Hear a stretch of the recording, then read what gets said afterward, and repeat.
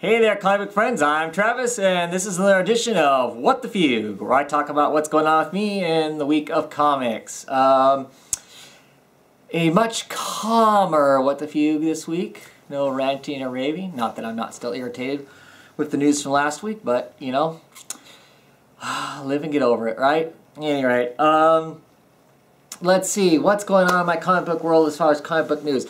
Not a whole lot. I did find out today, there was a Marvel, they have all kinds of media things going on for their Marvel Now stuff, and Tom Verrute and Ramunder were talking about Uncanny Avengers and the new team members that are going to be on the team going forward, and some stuff like that, and kind of where the book was supposedly going and stuff. And they did basically say the reason that book is delayed so badly is because the artist John Cassaday is not used to doing a comic book anymore, not used to doing an ongoing, and so he's way behind. I guess issue 5 is going to be done by a different artist, and hopefully that'll get him back on track for what he has going on. You know, it sounded like they're adding Sunspot to the team. Sunspot? No, it wasn't Sunspot. It's the Japanese guy. The Japanese fire guy. What the heck is his name? I think I can remember that, but I can't. I don't have the information right in front of me. Wasp is going to be on the team. Mr. Wonderful is going to be on the team in some aspect or another. So, interesting cast. I don't think I'm going to pick it up. I got issue 1. But yeah, that's another video or something, I guess. I think that's about it as far as news type things go. I guess I haven't been paying that close attention, still bummed about the whole Blazer information. For those of you who watched my video this last weekend about what was I doing for the weekend, and I showed all, you know, some of the comics I had all over my floor. Well, by the time I got done taking that huge stack, and as you can see I still have a little bit of stacks up there, I cheated. Because it took me almost all day just to get that stuff in alphabetical order. So then I could go about starting to put it in my long box drawers. So I kind of ran out of time. So it actually fills up 2 long boxes, those piles I had. Just a word of warning to anybody out there who's new or whatever, don't let that much comics stack up because did it because of chore. I'll be sitting this next weekend actually sticking them in the long boxes and doing the long box shuffle to try and keep things in order. And because most of my drawers are full, it'll probably take me a whole other, you know, weekend just to get that part done. And then I don't plan on letting it get that far behind. I figure once a month, if not every week that I read the books, I will go and stick them in their proper places. So that doesn't become a nightmare. I picked up some books. I actually went to the store today. This is Wednesday when I'm recording this, comic book day. I went to the local chain store and picked up some books. I picked up a Ghost Zero issue because it occurred to me after I read issue 1 that I didn't know all of the Zero issue backstory, and I thought that might be important. Not that I didn't enjoy 1, but I think there's some information there that I missed on the Zero, and I didn't collect enough of the Dark Horse Presents to get the full, what would have been the Zero issue there. So I picked up that. I don't have that actually with me right this second. But I also picked up Deadpool issue 1.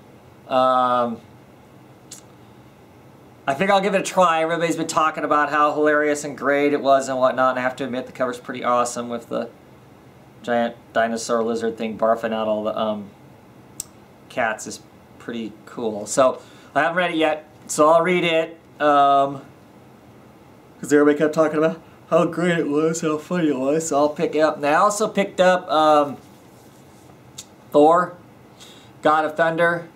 I picked this up. I mean, I've always liked Jason Aaron's writing just fine, but I saw some preview art for this book, and the art looks pretty awesome in it. So I picked it up off the shelf. I don't have it on my pull as of yet, so I'm going to read this first issue, see what I think of it, and heck, who knows, maybe I'll do Not on the Pull. I haven't done a Not on the Pull in probably, I don't know, 9 months, 10 months, something like that. So maybe I'll do a couple of those books that aren't on my pull list that I picked up, and do those and talk about those and what I think of them and whatnot. But yeah, there I am picking up some of those, more of those Marvel Now books than what I initially planned on picking up. But you know, you don't know when you first hear the solicitation, you start seeing stuff about it, and then it maybe makes it interesting. So I'll talk about those. Also, I got another Doom Patrol. This is Doom Patrol 104, the first volume, Silver Age book. This is probably, condition-wise, this book is probably very good plus, I would say.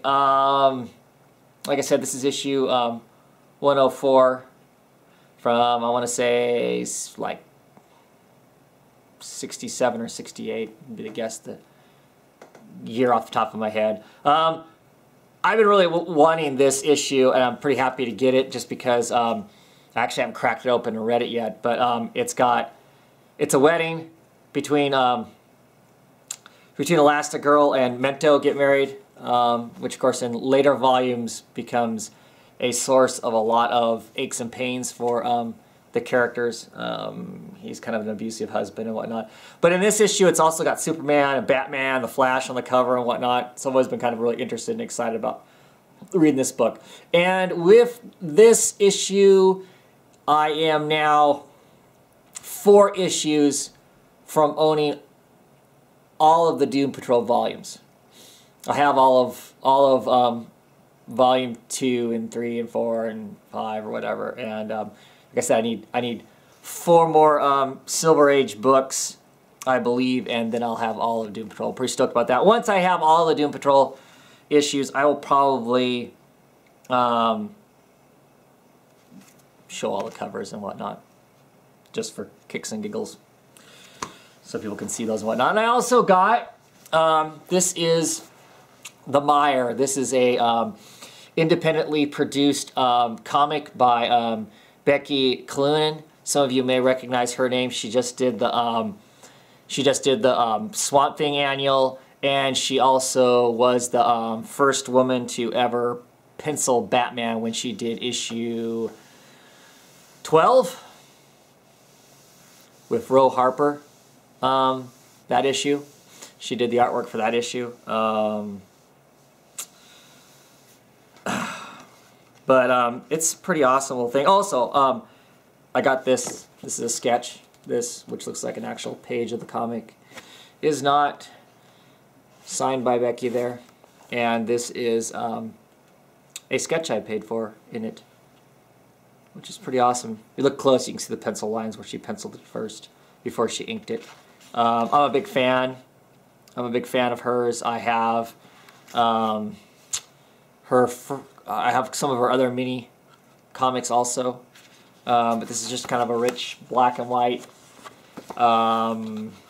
fantasy-like type comic that she, of course, does all of the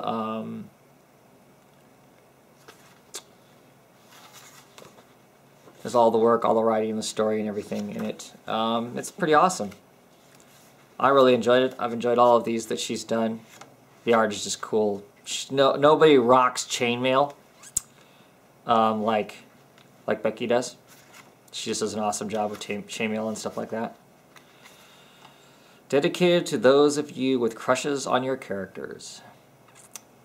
And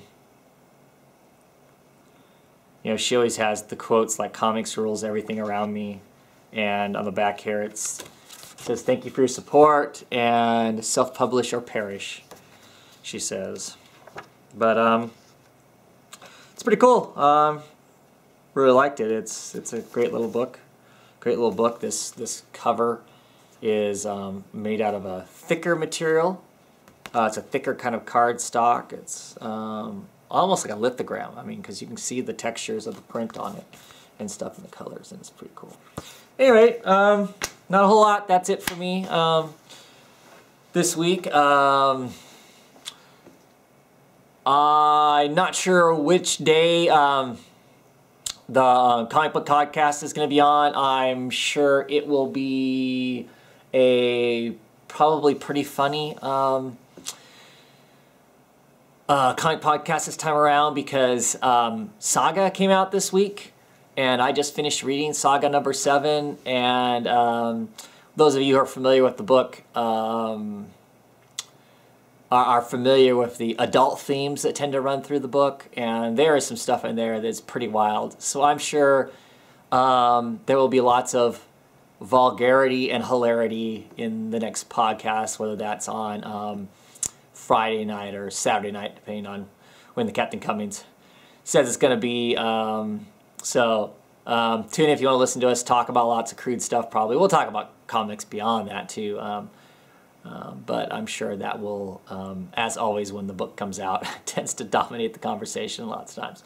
So anyway, that's all I have right now. I'm way behind on No Capes videos. Probably the next No Capes video I do hopefully will be here the next day or two. It'll probably be a long one because normally I like to try to keep No Capes down to like 3 books. This one will probably be 6 or 7 because it's not that I haven't read them. I just, for whatever reason, haven't gotten around to catching up on them. I'm not sure if me and Ethan have anything going on this weekend. We won't be doing the normal Monster Comics review because I don't have any comics.